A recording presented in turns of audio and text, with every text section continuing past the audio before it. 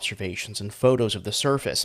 NASA's Kelsey Young says even though satellites have observed this part of the moon, the human eye can see things cameras can't pick up.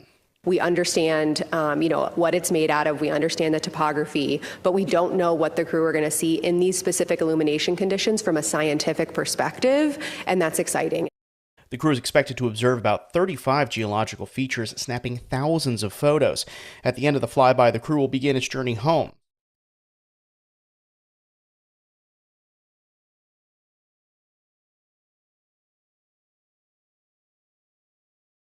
NPR comes from NPR stations. Other contributors include the WUSF Foundation, an independent, nonpartisan research foundation collaborating with grantees and partners in the arts, school leadership, and youth development. More at WUSFfoundation.org. This is NPR. You're listening to WUSF 89.7. I'm Craig Kopp. For the first time in a year and a half, the Tampa Bay Rays are going to play in Tropicana Field. A sellout crowd is expected for today's home opener against the Chicago Cubs. The stadium underwent major repairs after Hurricane Milton swept through St. Petersburg in October 2024. High winds ripped away sections of the original dome roof, allowing rain to fall into the stadium for months. Water caused mold and damage to electrical, sound, and broadcast systems. Nearly $60 million was spent to replace the roof and repair the interior. Their lease to play at the Trop runs through at least the 2028 season. The Rays played last season at Steinbrenner Field in Tampa, just down the street from the proposed site of their new home at Hillsborough College. First pitch today is at 4:10. There will come a time when Holocaust witnesses are all gone. WUSF's Susan Giles Wontuck introduces a young pianist who's making it his mission to showcase the composers who didn't survive the Nazi death camps. Pianist Dimitri Malignon did his master's research at the Conservatory of Amsterdam on something that's personal for him. It is very important for me as a musician to acknowledge the historical context that happened and to promote the lives and memories of these composers who, of course, didn't get a second chance to have their music heard because they were murdered in the Holocaust. He and soprano Lily Arbisser perform a concert in St. Petersburg called Missing Voices, music by Jewish composers killed in the Holocaust. That's April 8th at the Cathedral Church of St. Peter. Susan Giles, Wintec, WUSF 89.7 News. You can see pictures of Malignon and Arbisser at WUSF.org. Got a 40% chance of rain today with a high of 85, 70% chance of rain tomorrow with a high of just 75. I'm Craig Kopp, WUSF 89.7 News. WUSF is out and about in the community, and recently we were at Bulls Family Fest on the USF Tampa campus, auditioning the next generation of broadcasters. I'm Gabriella, and you're listening to WUSF 89.7, your spot for local. Gasparilla Music Festival, presented by Water Street Tampa, is back April 10th through 12th at New Meridian Fields. Mount Joy, Government Mule, and Drive-By Truckers join more than 40 bands. Details at GasparillaMusic.com. This is Florida Matters Live and Local, sponsored by Badawi Law and broadcasting from the Doctors Lorraine Rubis and Neil Frankel studio at WUSF in Tampa. I'm Matthew Petty. Well, flying taxis sounds like a fantasy, but it's no joke. The U.S. Department of Transportation and the Federal Aviation Administration recently announced the Advanced Air Mobility and eVTOL Integration Pilot Program. The goal of this is to speed up new aircraft technology in America, and Florida's Department of Transportation will be in charge of their own testing, and St. Petersburg has formed a task force to make sure these taxis can operate safely. Richard J. Lesniak is the airport manager of Albert Whitted Airport in St. Pete. He leads the task force, and he joins us now to discuss what exactly these flying taxis could mean for public transportation and the city of St. Pete. Richard, thank you so much for stopping by. Appreciate inviting me. And if you've got questions about air taxis or commuting in general, you can give us a call, 813-755-6562. That's 813-755-6562. You can also email floridamatters@wusf.org. All right, so let's start at the top here. What exactly is an eVTOL? What does that stand for? Okay, yeah, and I apologize to the listeners. Everything in the aviation world is an acronym, just like the military. Kind of like NASA too, right? Exactly. Yeah, it stands for Electric Vertical Takeoff and Landing, and it's kind of a new design in aircraft that is, it's not new technology, but it's pulling from it technologies that are already there. It kind of takes a little bit from the drone world, actually. Takes a little bit from battery-powered electric motors kind of thing, and then it takes kind of like from just general aviation design and kind of merges them to create a new aircraft design that flies sometimes like a helicopter, sometimes like a fixed-wing aircraft.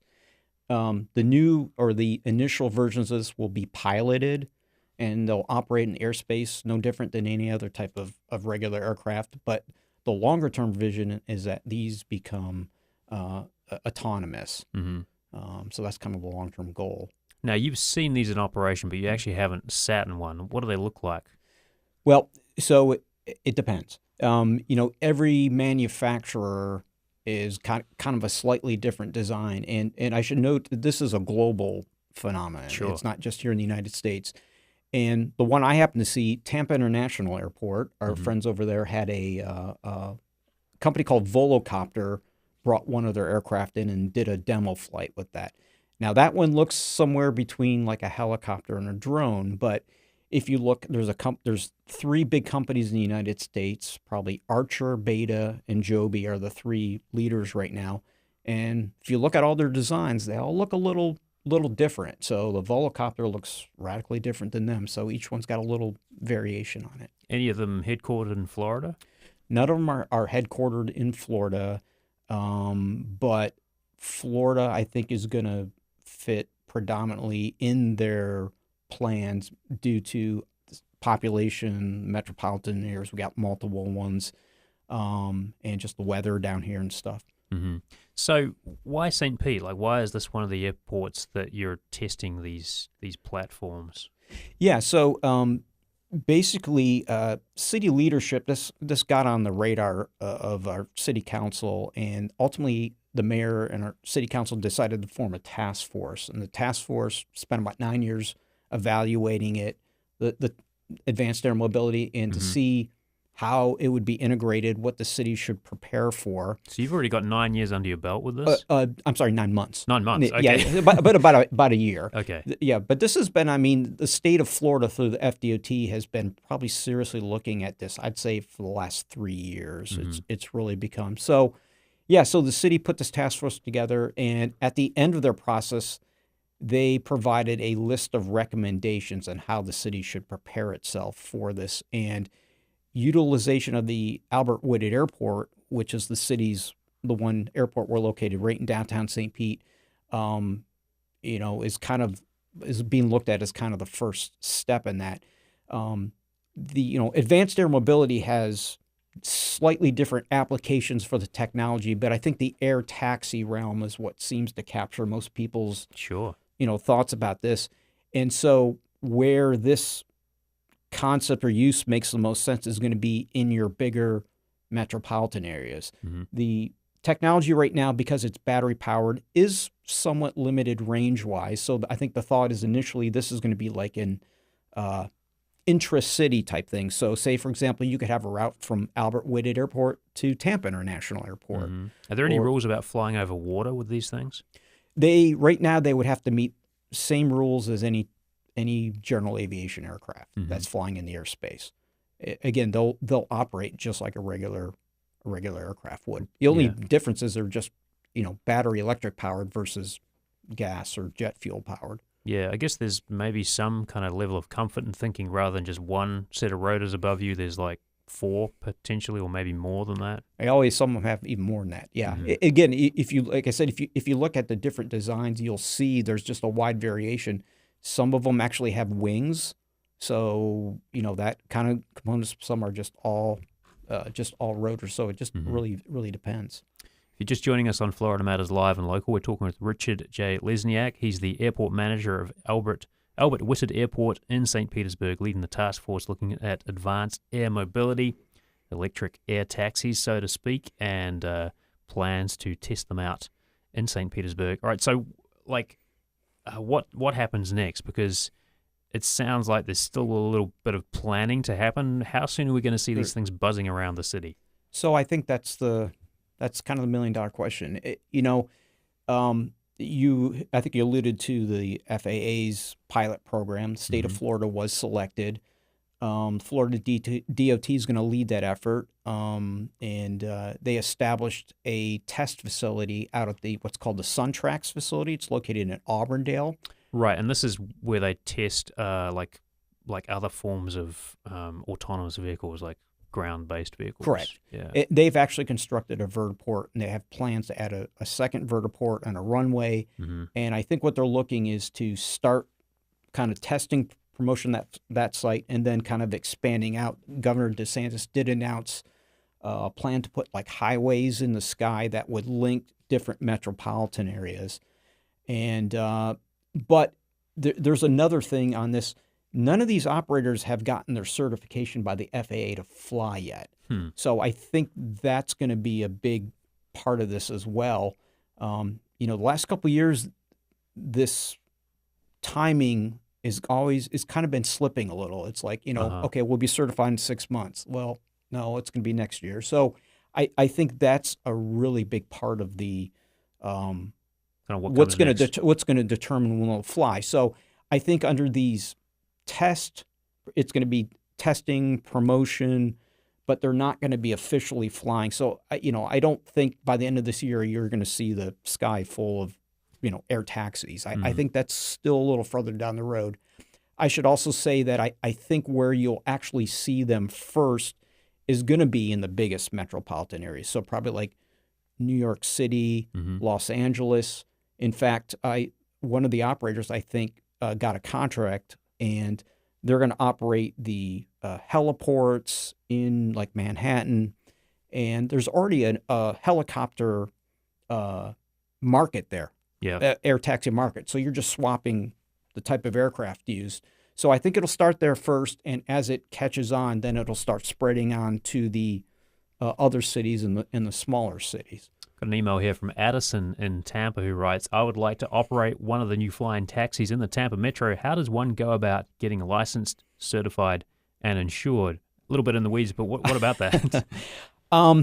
Hard to say yet because they haven't been certified. Obviously, you are going to need to have a pilot's license, and I don't know that it's really known what that certification process is going to be yet to be a certified, let's say, eVTOL pilot. So we're kind of at the mercy of the FAA right now in terms of that. The manufacturers are, definitely. Yeah. Okay. So, I mean, could this change transportation for the Tampa Bay area though, if and when it gets up and running? Absolutely.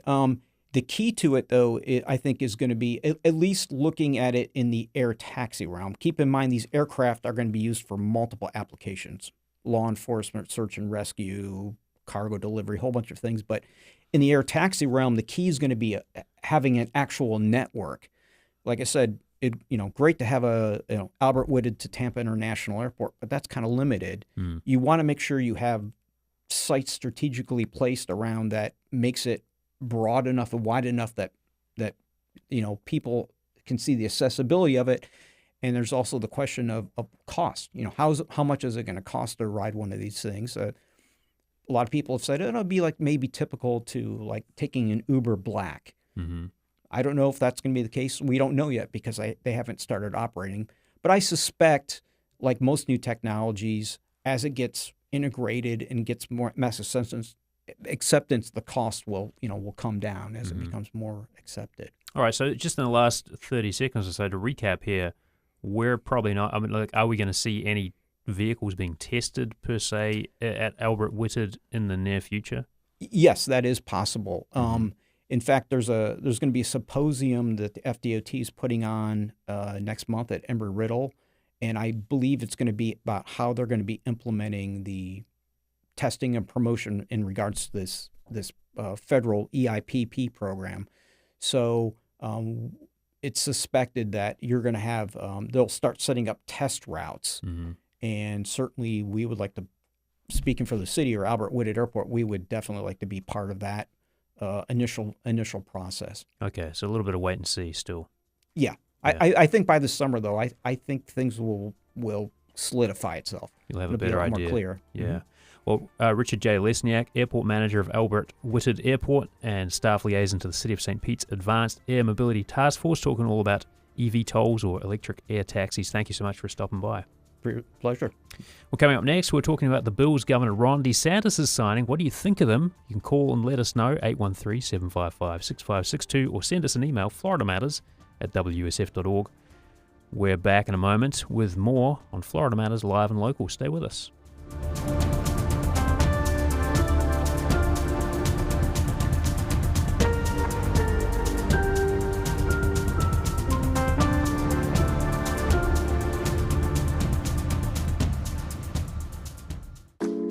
On the next Fresh Air, Arsenio Hall.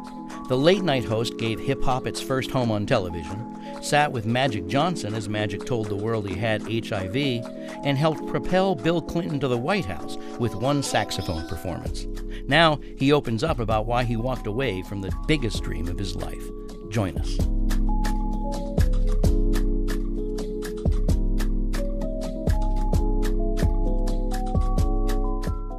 Great conversation on Fresh Air tonight at 7 on WUSF. Turn your old car into powerful local journalism and programming you love on WUSF. When you donate it, we'll handle the pickup for free, and you'll get a tax deduction. And best of all, you'll fuel the news coverage and local shows that keep our community informed and connected. Call 866-WUSF-CAR or visit WUSF.org. Welcome back to Florida Matters Live and Local. I'm Matthew Petty. It's time for our weekly social check-in with WSF's Megan Bowman. We're calling it Your Florida Matters, and each week we ask a question on WSF's social media channels. You can join the conversation on Instagram or by calling us at 813-755-6562 or emailing FloridaMatters@WSF.org. And the question this week is what, Megan? Well, sorry, I'm a little out of breath from running around the entire station. And hopefully, the studio, yep. Hopefully you got to see all the behind-the-scenes action in the booth in the green room. But the question we're asking is how Floridians feel about the state's version of the SAVE Act, which was recently signed by DeSantis. Mm-hmm. And so I put this question out right on all of our social media threads, Reddit, and Instagram. I had a huge response. So many people reached out to give their thoughts. Now, I will say a majority of the responses I got are definitely in opposition to this new law. However, there were some people who want to see it. One user said, great, let's save Florida and save the U.S. I did ask, how do you think this law would do that? I didn't see a response. But, a lot of people, for the most part, are not a huge fan of this. Mm-hmm. I should note, too, that listener you referred to, that audience member who said that let's save Florida and save the U.S. SAVE stands for Safeguard American Voter Eligibility. And this is a state version of President Trump's kind of initiative to reshape voting laws. What exactly does it do? It's still up for debate in Washington. Yeah, so I actually had the opportunity to talk with Amy Keith, who is the executive director of Common Cause Florida. Mm-hmm. And that group is actually one of the plaintiffs in a lawsuit against this new bill. And they filed almost immediately after DeSantis signed. But this is different. Yeah. Well, right? Actually, let's take a little bit of a listen to some of the sound from your interview with Amy. Well, hold on one second, because I do want to say before we go into that bite with Amy. So she did say that this is more of like a back-end documentation, sort of proof of citizenship law. Mm-hmm. So it's kind of on that, back-end side, not so much the front side. But, yeah, it's different. And it's also not going to go into effect until next year. Right. So it doesn't go into effect until January 1st, 2027. And that, so the midterms for 2026 will not be impacted. Mm-hmm. All right. So let's have a listen to that sound. The EO from the president has changed not a single piece of Florida election law, right? So that is going to be exactly the same. That doesn't actually change our laws or the ways that our elections are administered here in the state of Florida. As of this moment, nothing has changed with voting by mail in Florida. Nothing has changed with voter registration in Florida. But we continue to have some pretty aggressive policies that can make things kind of confusing for voters, which make it so important to check your record. All right, so she references a few things there, voting by mail, and then some confusion around what's changing, what isn't changing. Kind of walk us through that. Sure. So there's been a bunch of things that have happened recently. And what she started that sound by talking about was the recent executive order signed by President Trump that would basically eliminate or seriously change the way voting by mail happens. So, like she just said, with that executive order, that's not changing anything. So kind of this confusion for what's happening before the midterms, that particular executive order is not really making things different. However, she does say that you want to make sure that you are signed up for either vote by mail or voter registration. You do need to check that, but this particular EO is not going to change it. We already have laws on the books that sort of change all of that. And it's also important to remember, too, that vote by mail and voter registration are different. So if you go online and you check, like, my vote by mail status, right, that's not the same as your voter registration. So those are two different things to keep in mind when you're looking at it. Two very important things, but different. Very, very important things, but different. Yeah. Now, if we go back to HB 991, right, what's happening with this state version of this election law? Who is it going to impact? That's a huge question that a lot of people, have been asking. Amy said green card holders or folks who recently went through naturalization, they're going to see that. Of course, after January 1st, well, right? Just to clarify, people who recently went through naturalization, like they've gone from the green card to the... Right. So where they now can vote, right? So you're going to want to check that voter registration because with this law, basically, so Florida is going to take our voter registration database and our DMV, and they're going to compare them to each other. And if you're in the studio, you can see me kind of like giving Matthew these like arm movements, dance movements to show you. So the two things will become one. Well, sort of. They're going to cross-check each other. And so that cross-checking is going to kind of give them a heads up, like, hey, this person might not be eligible to vote. Yeah. And so that cross-checking is also going to create a lot of errors. Yeah. Most likely. Right. Some challenges there. Can I just get a call in here? Actually, we've got somebody calling in from Sarasota. This is Mike. Mike, you're on the air. What are you thinking? Well, what I'm thinking, and this is in response to the subject that was announced earlier, which is how we feel about Ron DeSantis and his bills, is that Ron DeFascist, as I call him, has been a disaster for individual liberties in Florida. And I'll start off with, and I'll recall a bill passed in the recent legislature. There's a bill that gives him the power to designate anybody as a terrorist, as a terrorist organization. He's already tried to do that to the Council on Arab and Islamic Relations, which has never committed an act of violence in his life. But now he can designate anybody, including, by the way, you or your station, if he doesn't happen to like it. And the process, it goes to a kangaroo court where you don't have much power, and even the records are sealed. Another law he's passed this year, it gives him the power to expel any student who he feels promotes a terrorist organization. Before this, his administration has relentlessly persecuted people who weren't sufficiently obsequious when Charlie Kirk died. School board members have been threatened with expulsion. Here in Sarasota, we had a school board member who works for an immigrant organization, and now the other school members now feel sufficiently emboldened by his policies to ask the governor to remove him from the school board. Yeah, Mike, that's kind of a long laundry list. I appreciate you calling in. We are going to have to wrap that call up, though, because I do want to get back to Megan for a moment, but I appreciate you calling in, and thank you for that. So we only have a little bit of time here left, Megan, but did you get some other folks kind of weighing in on other bills, or was it mostly on the SAVE Act? Oh, it was mostly on this one. And did I get a lot of responses? Somebody did write, I read somewhere that most of the worst parts don't take effect until after the midterms. That is true. So this whole bill doesn't go into effect until after the midterms, January 1st, 2027.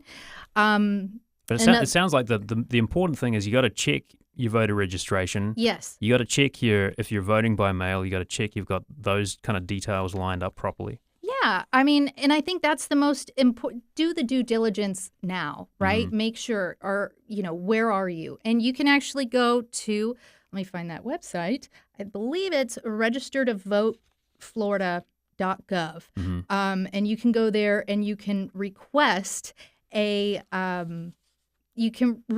updated voter registration card to kind of see where you fall. Uh-huh. So that's definitely recommended. Or check your supervisor of elections. They have plenty of information. Definitely, and you can always go there as well. Yeah. Megan Bowman with Your Florida. We'll be coming back with another question later in the week, so stay tuned for that. Of course. Thank you so much. All right, Megan, thanks a lot, and thank you for tuning in on social media or wherever you're listening from or watching from. Really appreciate it.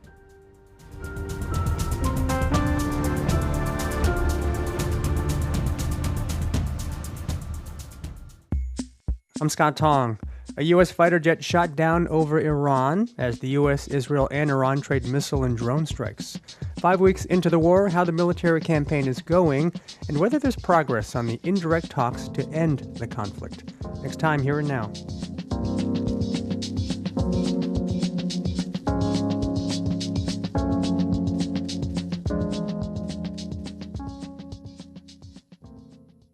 Join us this afternoon from 1 to 3 on WUSF 89.7. Oak Hammock at the University of Florida is a 55 and up life plan community that continues to expand and grow for its residents.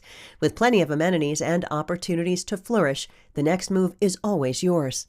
Learn more at oakhammock.org.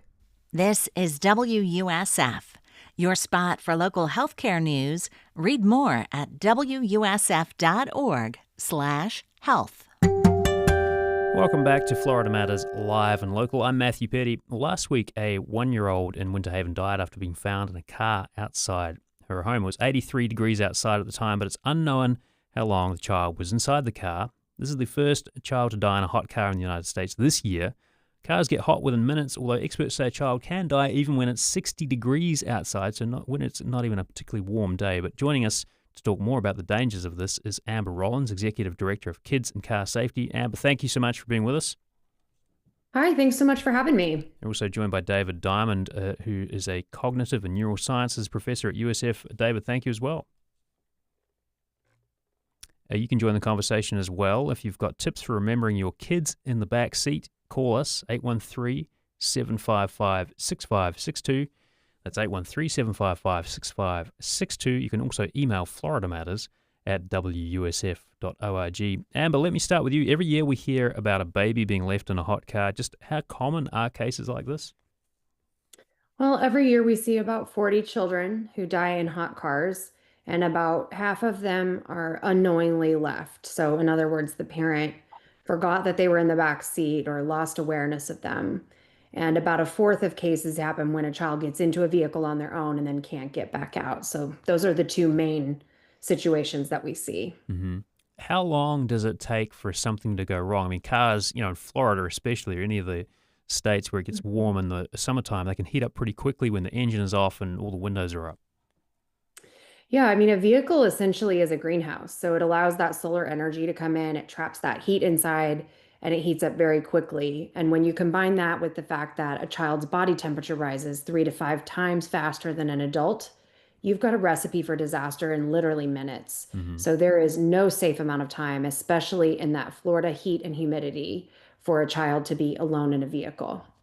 What about when it's not summertime, though? I mean, the stat I referred to earlier about, it can happen when it's just like 60 degrees outside, not particularly warm. I mean, is that common? Does it happen in wintertime or some of the shoulder seasons? Yeah, it absolutely does, especially in Florida, where it's not getting very cold. I remember last year, the first death of the season was in one of the northern states. I think it was New Jersey, if I remember correctly. And it was in the lower 60s. So what feels comfortable or maybe even slightly chilly to us outside can still be deadly for a child inside of a vehicle. Mm-hmm. Okay, so let me bring you into this conversation, David Diamond, with USF. So you've studied this for years, and these cases often happen when a child is with a caretaker. People are described as loving and responsible, but in the case of the Winter Haven child who died, they were being cared for by their grandmother at the time. How can something like this happen, especially by people who regularly care for a child?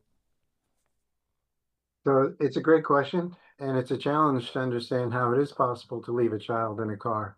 I first learned about it 20 years ago, and I'd already been studying memory for decades, and it was hard for me to figure out. So that's why I've been able to focus on this and interview parents who have forgotten, and grandparents and caretakers who have forgotten children in cars. And I've been very fortunate to work with Amber and the other folks at the kidsincars.org to be able to see that there is a pattern, and that pattern, I hate to say it, may, in a sense, trivialize it. There are so many things that we are keeping track of. And the really horrific component of this is that we are obviously aware of the child when we put the child in the car, and then our brain just loses track. We're going through a routine. And in this case, it may very well be the grandmother, as I understand, maybe was coming home and she had come home maybe 1,000 times before by herself and had lost awareness that the child was in the car. And this is really the tragic aspect of this is it's so easy to condemn someone for leaving a child in the car, but this is really it's a way for us to understand how the brain works. Mm-hmm.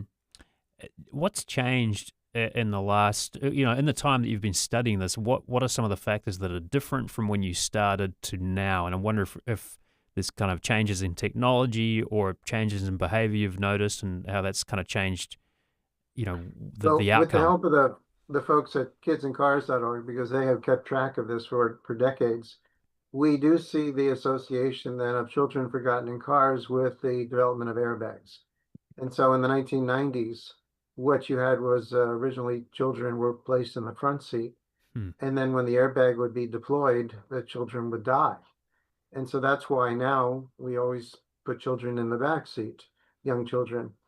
And so that's the primary technological change, is to protect children from dying as a result of being injured as a result of airbag deployment in the front seat.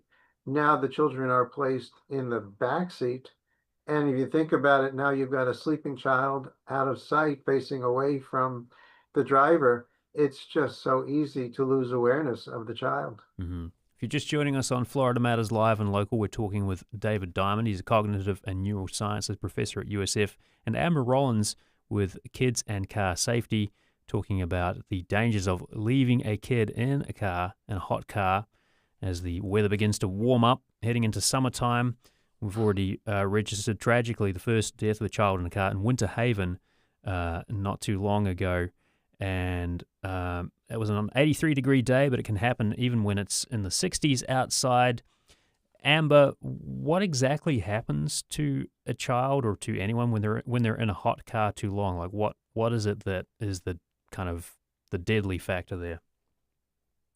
Well, a child begins to suffer from a heat stroke. So, this shuts down their organs and can cause brain damage. We do see sometimes children survive, but they have lifelong injuries and brain damage and require 24/7 care. There have been some cases where children have made a near full recovery, but that's pretty rare. And we really don't have a great handle on how often this is happening, non-fatally. Like there's no national tracking system for these cases outside of our organization. So if something doesn't make the news or, we're not able to identify it, we don't hear about it. So I do believe that this is happening much more than anybody would ever imagine. We know that children are left alone in cars in every city every day across the United States. And it's just so dangerous, not only from heat stroke, but there's all these other dangers children face in vehicles when they're alone as well. Are there some things you can do, like does cracking a window help? I know that sometimes you can leave your car engine running, but maybe there's a cutoff or something. So what are some of the things that would be, obviously the goal is to not leave a kid in the backseat of the car and forget about them, but in the absence of that, are there some safety features that could help? Yeah, I mean, we really just want to encourage parents, never leave your children alone intentionally. We have so many things in our world today that can help us remove that temptation, right? We can order things online, we can have delivery, curbside pickup, those kind of things. So just make it a no-go thing that you're never going to leave them alone, not even for a minute. A car's not a babysitter. It's not a safe place for a child. There are some technological options out there right now. I will say they're very limited. And I do want to warn about what's called an end of trip reminder. So this is in a lot of vehicles now. If you have a car that's 5 years old or newer, you probably have this in your car. It's a little light on the dash or a warning to check the back seat when you turn the car off. And everybody thinks that this type of system is something that has a weight sensor or, somehow is detecting that you put your child in the back seat. And that is not the case. These end of trip reminders are really basic reminder systems, and they sense that you opened a back door before you drove somewhere, and that's it. They can't tell that there's a child in the back. And so there's this confusion from consumers and kind of this false sense of security that system is going to protect their child when it's really not. You're going to get this reminder alert many times when you don't need it. False alarms can lead to fatigue alert, fatigue, sorry. And then, you stop hearing this beep and this icon. You stop seeing the icon on the dash when you have it all the time. So we just want to warn people that's not a great solution. Please don't rely on that. Dr. Diamond has consulted with us on the best safety tips. And as a memory expert, he recommends this one specific tip that we always tell parents every single time. Grab a stuffed animal, put it in the backseat of your car. It's going to live there. And then anytime you buckle the baby into the car seat, you grab that stuffed animal and you bring it up front. I always say, put it in your lap. It's a visual and physical cue that you have that child in the back seat. And, another thing you can do is grab a diaper bag. I really like the stuffy instead of the diaper bag because you can leave the house without the diaper bag. The stuffy just stays in the car all the time, so it's always there. Yeah. So if I could amplify what Amber just said, I completely agree with her. The real problem is surveys have shown that most people listening to this are going to reject everything we're talking about. Most people say that it's really only a negligent parent that leaves a child in the car. About 70 to 80% of the people in surveys say it happens to other people. It could never happen to me. And so, in fact, I completely agree with Amber. A great strategy is to take that object from the car seat, bring it to the front. But in order to do that, you have to accept the possibility that you could forget your child in the car. And almost nobody will accept that possibility. That's the real problem.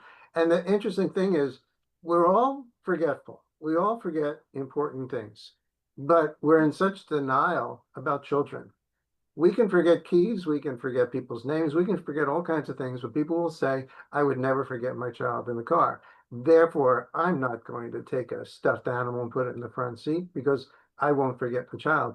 And I've talked to so many traumatized parents who felt the same way, that they could never forget their child.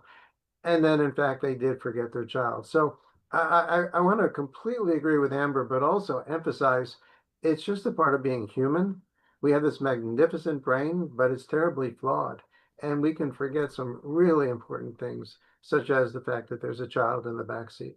Are there more demands on our attention now? I mean, I wonder if that's just kind of the way it feels now, but, we're kind of married to our smartphones, right? Like, we're constantly checking that. Does that sort of do something to your memory and the way you think? Well, one way to look at this is I don't actually think we're seeing a significant increase in the number of children dying in hot cars over the past few decades. And frankly, it's been relatively stable. And most of the people that I've talked to were not just talking on their phone, looking at their phones while they're driving. Yes, certainly we have a much more distracting life because we have the smartphones. But if you look at the number of children that have been forgotten in hot cars, it's relatively stable over the years. So it's an interesting phenomenon to actually look at the number of children that are forgotten. So on the one hand, I completely agree with you. We are far more distracted now than when we were decades ago. But looking back over the past 20 years, it's rather consistent that about 20 to 30 children are forgotten in hot cars. Yeah. Amber, I want to give you the last word here. We've got about a minute to go, but aside from the stuffy that you leave in your car and you put in the front seat. Are there some other things like a checklist you can recommend for folks? Yeah, we have a safety checklist on our website that gives some other safety tips. I always tell people do layers of protection because any one of these safety tips could fail. You could forget to grab the stuffed animal and bring it up front, or, it could just fall out of your lap and you don't notice because you're so focused on something else. But I always tell people be extra careful anytime you have a change in routine. And this doesn't have to be anything major. We see a lot of times when this happens that parents have multiple drop-offs. So they have kids that they're dropping off in the morning at different locations, and they switch the order that day in which they drop their kids off. And then they think that they've made that first drop-off because they're at their second location, and they go straight to work, not realizing the other child never got dropped off. So just little things like that, a detour in the road, an especially stressful day. Your mind is racing on your way to work. You've got meetings, you've got audits, you've got blah, blah, blah. We're all just so busy. So I think having those layers of protection, even if you believe this won't happen to you, is so important. The teddy bear thing, it doesn't cost anything. We all have stuffies laying around that, are just sitting there. So just do it. It doesn't take any time, effort, nothing. It's so easy. Yeah. And the other thing I would say is we talk a lot about the children who are unknowingly left, but there's also these cases where children get in on their own. Yeah. And these are very, very preventable. Yeah. Make sure your toddlers can't sneak out of the house without being noticed. Yeah. You can get little door alarms, things that go on the knobs. Lots to think about there. We are going to have to wrap up here, but Amber Rollins, Executive Director, Kids and Car Safety, thank you so much. Also, David Diamond, Cognitive and Neurosciences Professor at USF. Thank you both so much. Coming up next, almost opening day at the Trop. Find out more. I'm Indira Lakshmanan. The Alvin Ailey Dance Company's new artistic director, Alicia Graf Mack, is carrying on a legacy that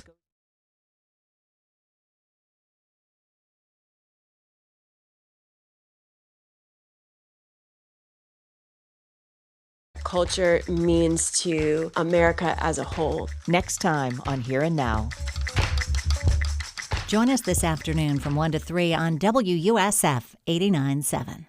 Support for WUSF comes from listeners like you and from Seitenbacher with a new web shop. Healthy muesli, cold-pressed oils, and vegetable broth mix delivered to your door from right here in Tampa Bay. Details at Seitenbacher.com. Seitenbacher. Seitenbacher. Planning a legacy today makes a difference for tomorrow. With Community Foundation Tampa Bay, a gift through a will, trust, or retirement account is simple, flexible, and ensures your generosity lives on for generations. Learn more at cftampabay.org. If you want to know more about what's happening around you in 2026, subscribe to WUSF's Wake Up Call newsletter. It's your morning dose of the latest news and things to do. You can subscribe at WUSF.org. Welcome back to Florida Matters Live and Local. I'm Matthew Petty. It's opening day at Tropicana Field. Raise up, you know we do it big at the Trop. Raise up, making noise whether you like it or not. Raise up, Tampa Bay, raise up, raise up, raise up. Right, so the Rays are facing off against the Chicago Cubs for their first game back at the Trop in less than 4 hours from now. It's been nearly a year and a half since the Rays touched the turf at St. Petersburg. Hurricane Milton destroyed the roof in 2024, and late last year the team came under new ownership. More recently, powerful conversations seem to be pointing towards a move across the bay to Tampa. But today, we are relishing in what Tropicana Field is and has always been for fans and players for 3 decades. And if you're heading to the Trop for today's special home opener, maybe you've got some fond memories of the stadium you'd like to share. Maybe just missing that sweet, sweet AC after last season at Steinbrenner Field over in Tampa. You can join the conversation by calling us 813-755-6562. That's 813-755-6562. Also email FloridaMatters@WUSF.org. And here to talk with us more is the author of a recent love letter to Tropicana Field, Christian Blavelt. He's the Assistant Managing Editor for Digital Engagement for the Tampa Bay Times. Christian, thank you so much for being with us. Such a pleasure to be here on this great day for Tampa Bay. All right, and I see you're wearing your Rays shirt, so you're fully in the spirit of things. It's a bit of a holiday, right? I mean, you were opening day in 1998. today's your birthday as well, so happy birthday for that. But what does it feel Thank like? you so much. Yes, I'm turning 40 today. Today's my 40th birthday, and I couldn't think of a better way to spend it than by going back to Tropicana Field for the Rays game today. Thinking that a year and a half ago, it was very likely we would never have a Rays game at Tropicana Field again. It seemed like that really might be the end of the road. And for me, it's a very special place. And seeing just the response to my love letter to Tropicana Field, charting my relationship with it, going back to the very first Rays game when I was 11 years old, and I was in attendance then, and the years before that when the Tampa Bay Lightning played there for a few years before they moved into what's now Benchmark Arena in Tampa. And just it's a special place. It has this reputation that's developed around it over the years. It's very negative, but just seeing the response to my letter from so many of our readers, it's really remarkable to see how many people actually do have tremendous nostalgia and years of memories and obvious affection for Tropicana Field. I wonder, do you have that love letter to Tropicana Field in front of you? Could you read us a little bit from it? I do. I'd be happy to. So here's a little excerpt. The Trop is the most maligned big league venue in all of American professional sports. It does not deserve this reputation. It never has. Kids who ran around its bases after games have grown up to see their own kids do so. There are memories here. Even some of its obvious drawbacks inspire affection. The slightly dry, processed air under the tilted dome, a relief in the summer months, like someone brought in the world's biggest dehumidifier. The way sound carries ever so slightly muffled inside, like the soothing background hum of the Enterprise on Star Trek: The Next Generation, all the better to offset Dwayne Statt's ever iconic call, a high fly ball, deep left field, that baby's gone. I could never do Dwayne Statt's voice. It's so iconic. That's a pretty good approximation. Yeah. The Rays were in their first World Series right after I graduated college, and I felt like their success mirrored my own growth. As I felt more confident navigating the world, so did they. We had grown up together. When I evacuated from my St. Pete home for Hurricane Milton and was watching the Tampa Bay 28 live stream from my Orlando hotel room, I think I let out the biggest gasp of my life when I saw the Trop's roof torn to shreds. Love or hate the Trop, it became a symbol of what a body blow our entire Tampa Bay area took from those storms. And I think for me, that is what I take away, is that this is a symbolic moment of recovery, that this area is still recovering and will for a long time from Helene and Milton. It was just so devastating, but this is a symbolic step in the right direction, I think, with the Tropicana Field opening today.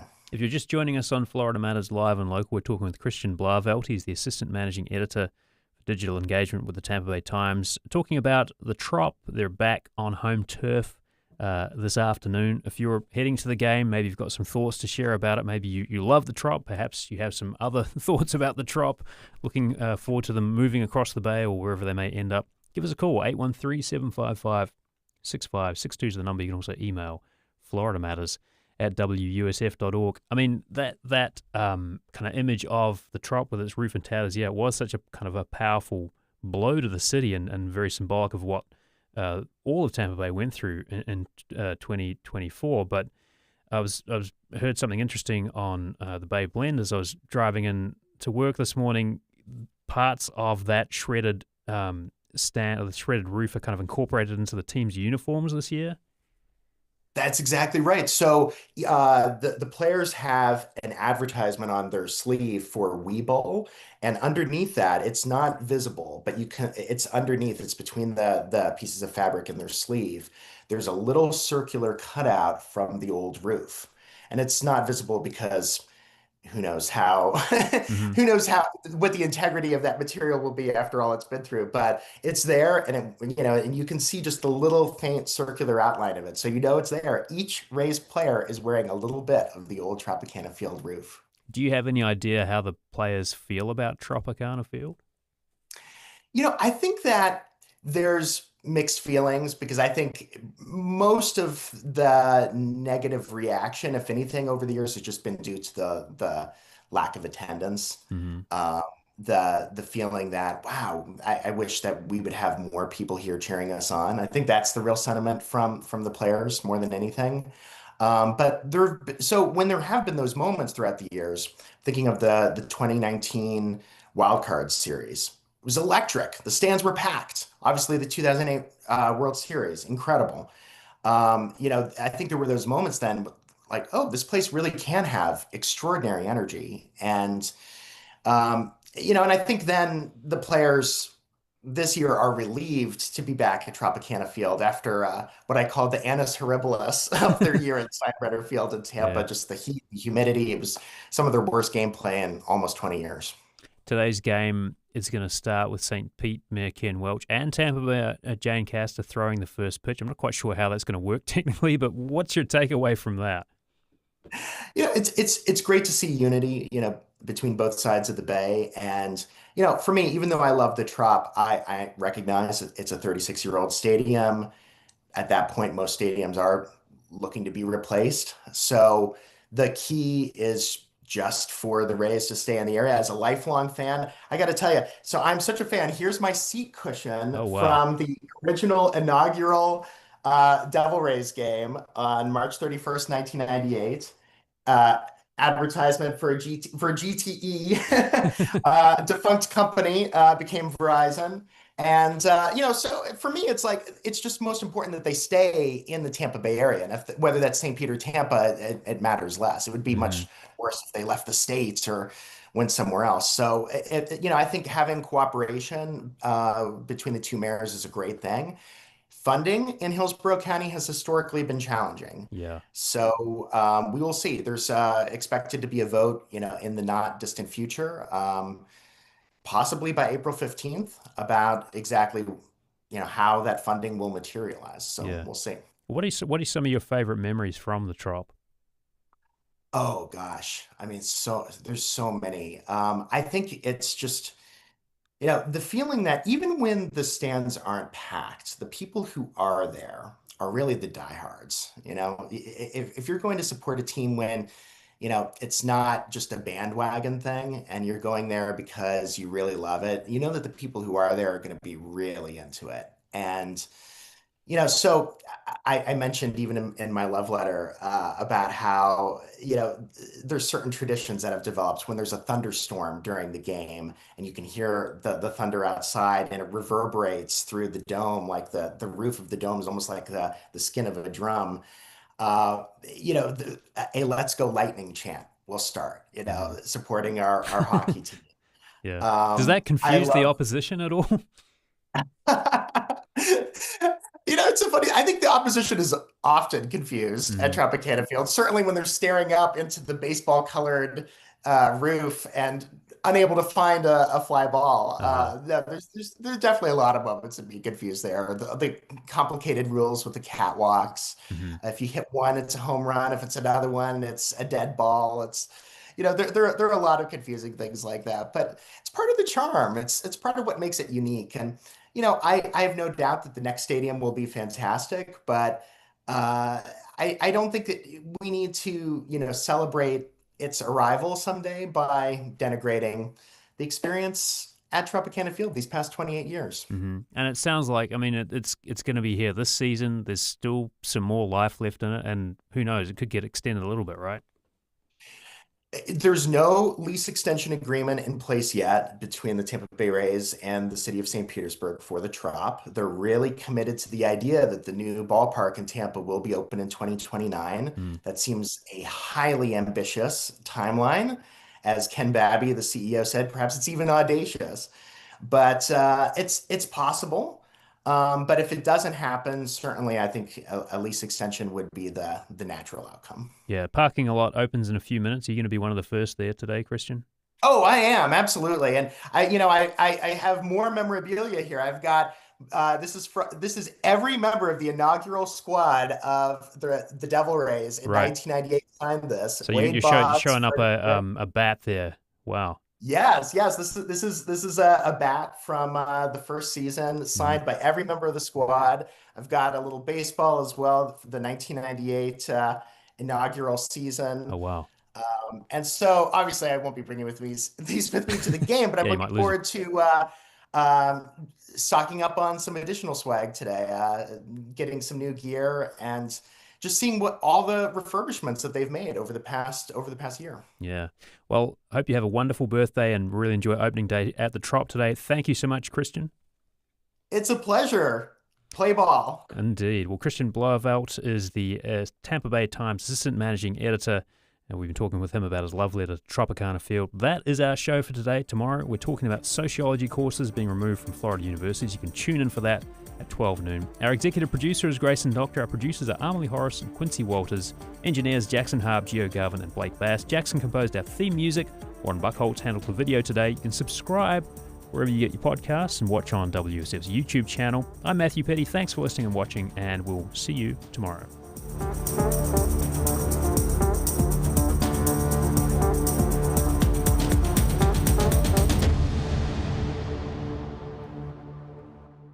Mosquitoes are deadly, spreading diseases like malaria.